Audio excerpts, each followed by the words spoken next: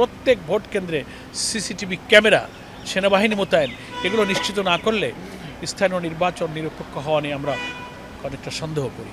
আর স্থানীয় সরকার নির্বাচন এটা উচিত ছিল জাতীয় নির্বাচন আগেই ঘোষণা করার। জামায়াতে ইসলামের এটা পুরনো দাবি।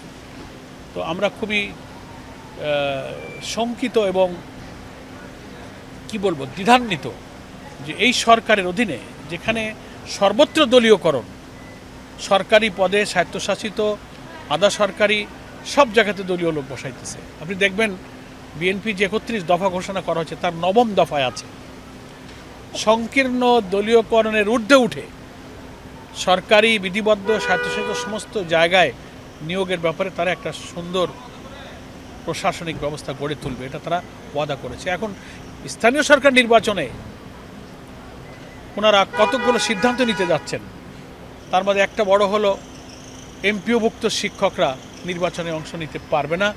এটা ইলেকশন কমিশন একটা রিকমেন্ডেশন করে একটা অ্যাপ্রুভ করেছে।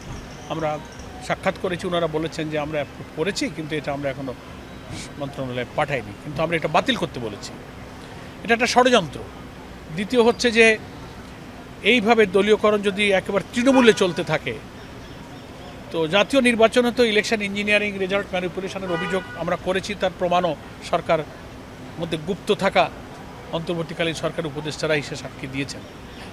ফলে এই স্থানীয় নির্বাচন হোক, এটা আমরা চাই, আমরা অংশ নেবার জন্য প্রস্তুতি নিচ্ছি, কিন্তু সেই নির্বাচন নিরপেক্ষ করার জন্য এই যে কি বলে সিটি কর্পোরেশন, পৌরসভা, জেলা পরিষদ, গুরুত্বপূর্ণ পদে যে পলিটিক্যাল অ্যাপয়েন্টমেন্ট দেওয়া হয়েছে এদেরকে তো স্থানীয় নির্বাচনে আবার মনোনয়ন দেবে, সেজন্য এদেরকেও নির্বাচনে অযোগ্য ঘোষণা করতে হবে তফসিল ঘোষণা করার আগে, তাহলে এই নির্বাচন নিরপেক্ষ হবে না।